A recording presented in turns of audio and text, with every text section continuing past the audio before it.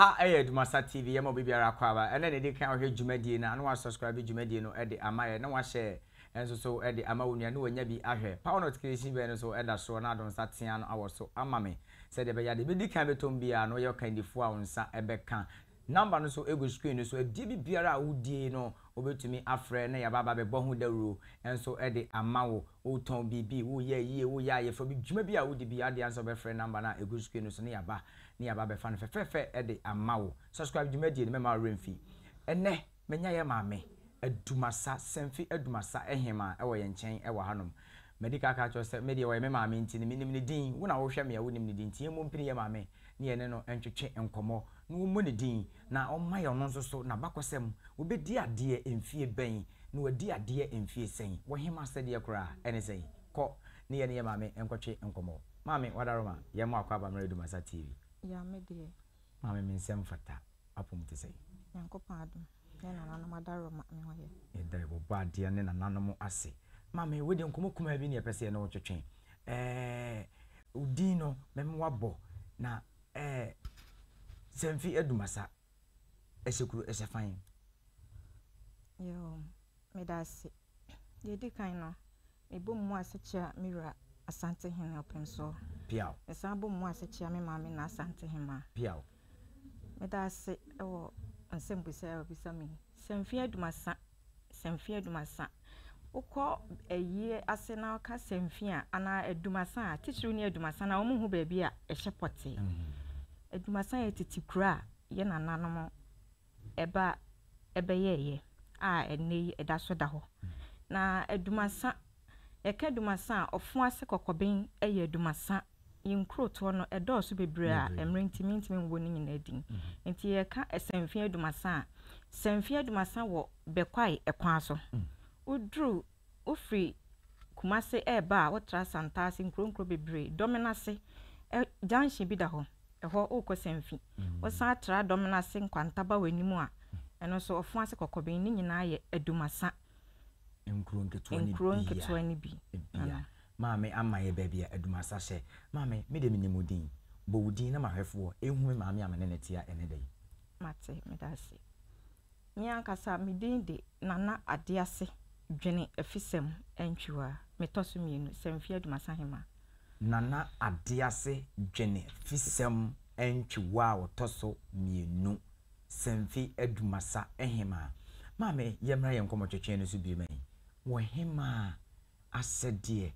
ewo ahemfie ene sen yo die minim kakra efa hone se oye ohema oye kuro ni nyina maame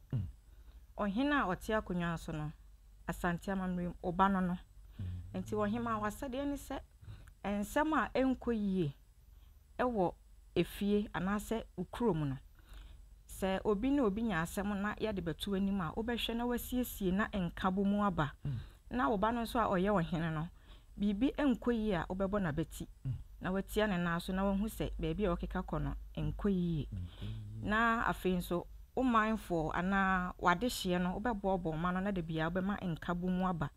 ana yeka bibi se efitiam ni se asem a eni kwan se ekobadwam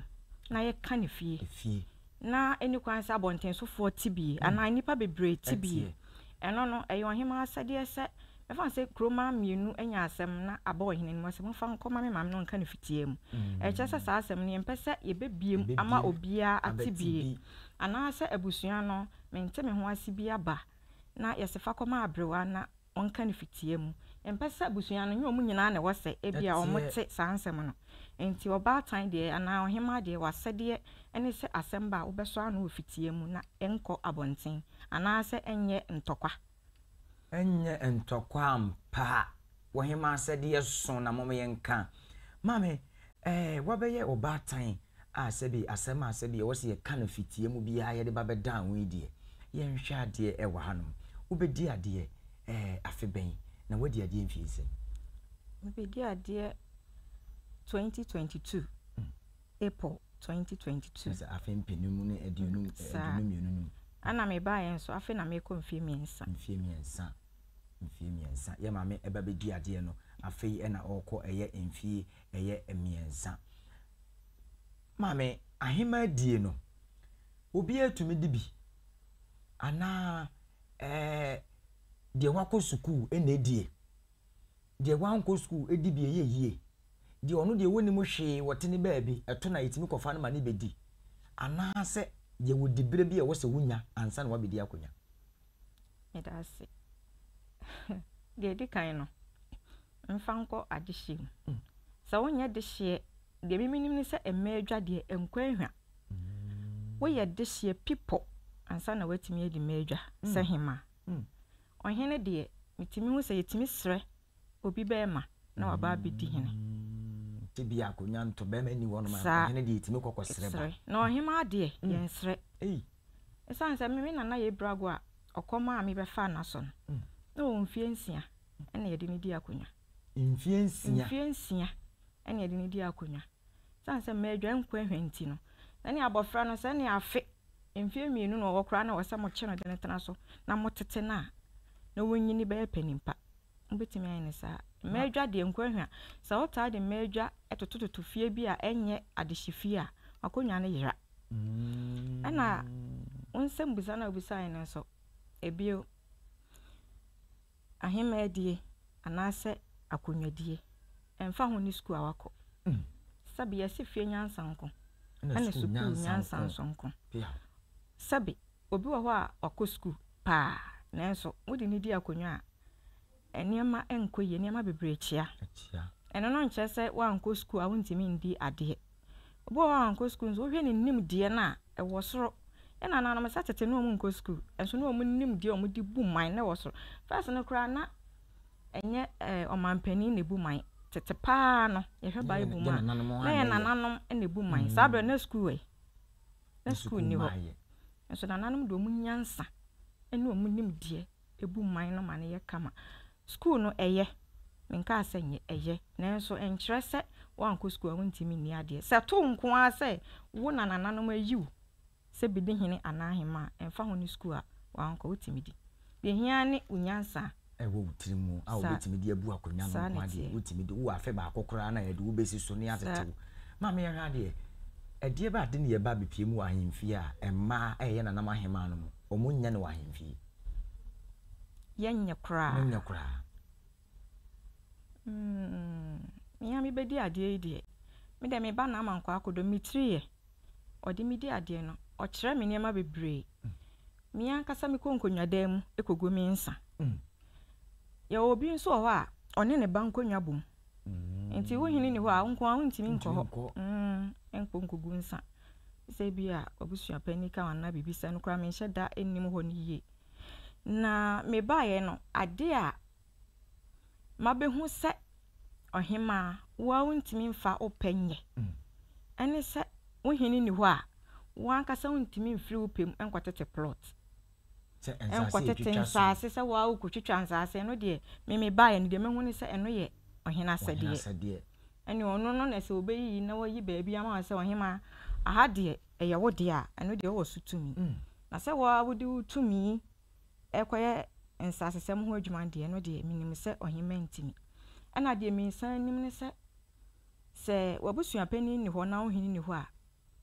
wontimi mfa kire mo abusua pani abra wo hini ni ho eno so minim ne sa je se wo hini wo ho na ono aye abusua pani se wabusua pani wo hini ni ho na wabusua pani so firi ma wontimi ensi abusua pani je se wo hini ba sa ana kontani akwam woni tumi se wo ba no wusi je se wo hini oba ono aba bebo ne mpanifo a ope mame wada Roma ahwefo Adumasa TV wo hwe no YouTube all the social media handles no subscribe dwumadi no so de amame number no so go screen no so ade bibiara opese wo bo hu dawro no betumi di abane abo hu dawro de amawo mame wada Roma yenhwe ade wo hini ni ho no mu a wontimi monkonya bia enya niema bia sese wo ye agese wo hene wo ho no yenhwe wo hema obetena kokokunya so a ekunkonya demu se on se duwa ibebu yensa ye be niema de bia ne yekọ ana ye oda yempa konkonya dem okay me de me bu mensa anya de amekọ me nanan muni isa se nkonya de me nti ase mu ne se omo san ye abosom enti se wo bu nsa ehu hia sa wo de be konkonwa dem me mom de me bu me nsa me konkonwa dem agye se mewie ansa na makome na nananom anim akwo na nananom anim ampa nana adiase entwiwa adwene fisem eye semfi edumasa hema ye nana amankwa akodom abebiu me de tame awusoso ne ma me prekope ene ne menya na me ne etwetwe nkomo ma me yenhwe ukuroi emabunu atichiru emaye ewom de na mo ye de abo akuru no sanse mabunu no ene wa wonim moma yesore ene na me aye yewe mpiri wanyinse ne nyema de ne ntisi ya udi gu akwama de bebo mabunu titiru ne ma ewo edumasa ku that's ye di kan no me ba na na amankwa akodom ye nipa bi a odwen ne manfo ho na me so me ba ye no me so me dwen me manfo ho yi pa enti nana ono adwumaku a ebeba oman yi mu na emabunu enya bia ye na ya wo type wo mo wo oman yi mu yenye man yi mu adumasaman yi se obi bepe asase e dia ye adwumaku obi a obefa nipa ono wo ba no asan ka kire se wo pe nipa a ka kire me nkwa abontin kofa nkwa abontin ka kire me wo ma ne mrante ho mbetima be ye bi abo enti saa ne me nyina ma me hu se ye be ma emabunu no enya abibia ye na wa obekọ school nso abomodin ama ofo ase kokobin senior high ekọ nanim ama wa obewie school no utimi kobi enen so de aban da roma waye ni free a obi atimi kobi na wa opese osun adwuma ono wo ba akra na pese osun adwuma na aka che na ono atimi de utum odo utum adwuma wa wo ba na na mankwa akodom odo utum adwuma awefo ene edumasaman ye besere wa wo ba awie school no otifie na woni bibia ye bia nfo ani kire ye Adumasa Palace o kai bede ye na na mankwa ahemfie ho no ne bra obeto na na anim sede na na ma America no wo se wo de ne ba wono adwuma wo ba ne pese okosua no wono abeso ne nsa no wo de na kwa akotum wono atua no kwa akosua adwuma eno school nyina wo hwe bebre mia midi ho adanse wo hwe nipa bebre school na obi wo ho a ade a ya wo mu ne se obeka so obesua adwuma wodi ne tum obekwa ba ko mienu miensa ebedi ba aboso miensa na ogya itifie obi nim de ha no enti eno so ya ade a meba obo ho modin yi pa wo hwe nso se adwumakuo bebre bebe kuro yi mu na emofra ewo mu so nya adwuma ye emofra ewo mu enya adwuma aye maame ade entwiwa adwene fisem semfi Adumasa ehema oba akukudrufo an ene yenya na ye ne no etwetwe nkomo no maame ye besore ye nkomo no so enche sanse ebre eni yafa ye hwa de efutuo be na ye de mamabu no ewa bonti efutu amde bema emabunu ne se mpanifo se ofiti preko pa osia moja na eba nkakra ewa abrabo yi mu enye se ofiti ya na wanya sika ewo se oye bibi sanete ana yedie enti school enti school mu ubedi ya enkyere se wako school nkwa na abedi yi sanete ewo nipa bebre a o man mu mpese mebe obi adin ohwa omo anko school enso omo woskapa sanete obi beko school akodru empempenso opese wodru enso na brabo abaye basa obi anko school da enso waye yie pa ni nyina ye abotre enida ho nyansa ene sotie ahobrase saa ne mere nyina na keka boma bema watimi adi yie wa brabom meni nipa bebra o manko school enso woton ade o oso ade ton ewo ni tiri so wode asifie wode hwe ne ma ama ne ma abeye nimdifo ana attitude enti yedie enti school enti mebunu de meka kire omo ne se obi won so a sakawa na wakwaje wose matese asisika bi wa ha ebi kura na nya no kro enso obedi akire akoye ne ma basa na ni beti na otwe aban kukum enti mesre mebunu no se school na maame de wakwa ma wani mmere na hwa sokọ na maame udwetire no ena odi aba o se pen fa kokotwero na so daache waje aban sika ni bi edi abedidi na odi adiyie eno ye baako o maame enya sika anfo anko school a se dwuma ena wodi utum a hwe susua enfa ho nkobo yonko no yonko ni wo hu ese obrapa sanete hwe susua dwuma na daache odi abebo obra se wa anko school na wansu adwuma enya no nko a ena kire se obedi yie obi ton ade okrom uko kageti a nipa bebre ne ton ade bi ye mabunu ton ade bibia office obenya wo ton ade mfaso kakra bebre no ton na nso kakra won sabe ko wa no ama wetimi abobra na ko wanim enti mabunu de me sro mo ne se omo mfiti preko mpo mo se omo to omo ambo ase e wa abrabom na abrabo no o to obo ase boni yi a uhunu so na wa to obo ase nso a enima bebre sei ma